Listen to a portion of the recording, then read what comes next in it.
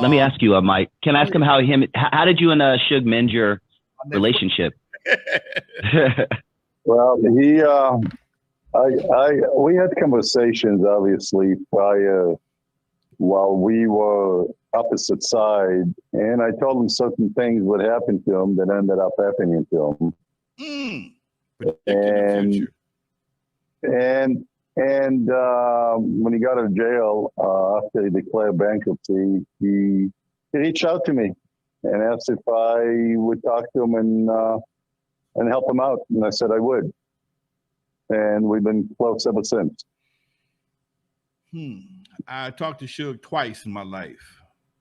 We met in the early stages of Ruthless at the Lasman Hotel in Compton. And we had a brief conversation and nothing happened. And then one day he was by my club at the restaurant. In fact, we got a picture together, and we never had much of a conversation. He was always an interesting dude that, I knew all the people that he knew, but I knew him from a different angle. Yeah. I never walked in those, and I never did the gangbanging thing. In fact, everybody that was involved in that situation that he's in jail for right now, I knew all the players, Terry Carter, Bone, everybody. We all from the same neighborhood. I just was able to do something a little different.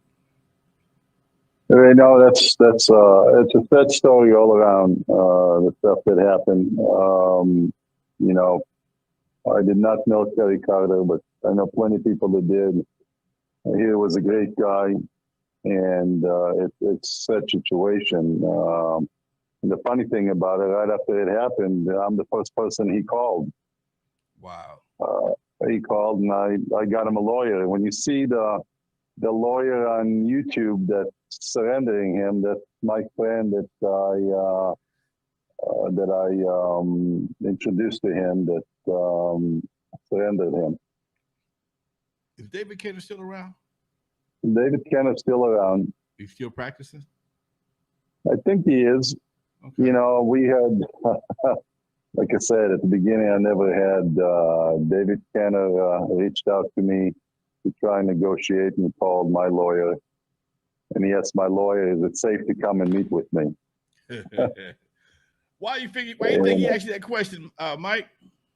I have no idea. I guess some myths and misconceptions of me, but I'm a nice guy. You met me, Lonzo. I met you. I'm a nice guy. I met you. We always had a smile on your face. Always shook my hand.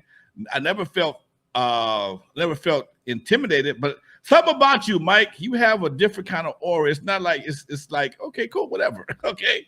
But it's like I said, it's the stuff that you don't see, Alonzo. It's the stuff that you don't see.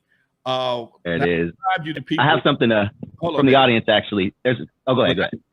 People ask me, how big were you? I said, think about the guy from Scandal. Well, let me put it Jake, this right? Yeah, Jake. I'm 6'4". I'm 200 pounds. But when you stand next to Big Mike, you look like a midget. Right. Okay. But I'm not a small guy. I'm 6'4" and I'm 200 pounds. Okay. I had 22 Golden Glove fights. I won every one of them, and 18 by knockout. Okay. So he has a serious aura. Let's put it that way. Nice guy, smiles the whole 9 yards, but he has a serious aura. And some people just project that. Man. Let's put it this way. I've been through a lot in my life. Okay. I've been involved in shootouts. I've been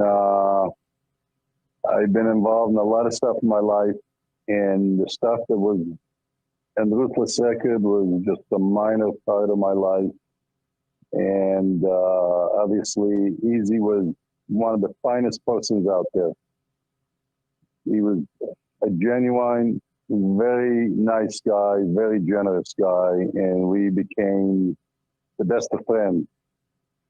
I mean, he listened to me, and we did what we did. And, you know, I did the business deals that I think needed to be done.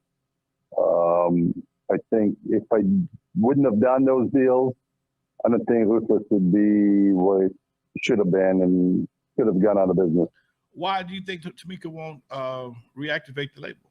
Is there any reason? I have no idea. You know, we were involved in some litigation, and I can't talk about that. Okay. But I don't know if most people know. Most people don't know, but Jerry was too, and I got him the lawyer that sued Ruthless, and he ended up settling and got a good chunk of money. Right. Right. Now, how did Ron Sweeney come into play as a lawyer for Ruthless? Well, Ron Sweeney came in at the last minute. Okay. Ron Sweeney was doing a video game that he wanted Eazy to be part of the game, and we negotiated a deal with him, and Eazy was about to do that. The other thing that people don't know is I had a deal for Eric, or a speaker deal, way before the beat. It was with a company called Aura Systems, who probably had the best speakers out there. And we signed a deal with them where they were going to make what's called a bass shaker and a speaker with Eazy's name and Ruthless Records on it. Okay. But Eazy, then he did a couple of tracks for them, but then he got sick and passed away. And the other people that I brought up to see the speakers was Jimmy Iovine. I took him up there, and then he ends up doing a deal with the Beats. With Dre, yeah. Yeah, right. But I introduced him initially to speakers. Interesting. I'm glad you called me, Mike, because I'm working on some stuff right now. I'm trying to get a street named after Eazy in Compton, man. That's on my to-do list. I'm the president of the Compton Entertainment Chamber of Commerce, and I've been lobbying a couple of city councilmen to make this happen. So hopefully next year, in the 50th anniversary of hip hop, and I think we're gonna get it done. I hope you do. I would love to have you in the place when we make that happen, Doc. Okay, sure. I will definitely be there, buddy. Is Jake and John still around? What are they doing? You know, Jake and John, I haven't talked to them for a while, but they went to work for the longshoremen. They're working on the dock somewhere. Okay. Wow. I talk to them every so often. They reach out to me, and I stay in touch once in a while. But I have not heard from them for a while. Yeah, I've been very quiet. I haven't talked too much of anybody. I'm glad you reached out to us, though, Doc. I appreciate it. Yeah, I thought it was time to straighten out some of these myths and conception and what happened or didn't happen out there. What else you want to straighten out? Well, I think it's pretty much it. You know, how the business deals came about, what happened, and like I said, a lot of the stuff in the movie the way they portrayed Eazy or Jerry was BS. They had you in the movie, right? No, they did not. They wouldn't, because I don't think they wanted to be sued. The only time they ever mentioned anything was somebody mentioned something about JDL.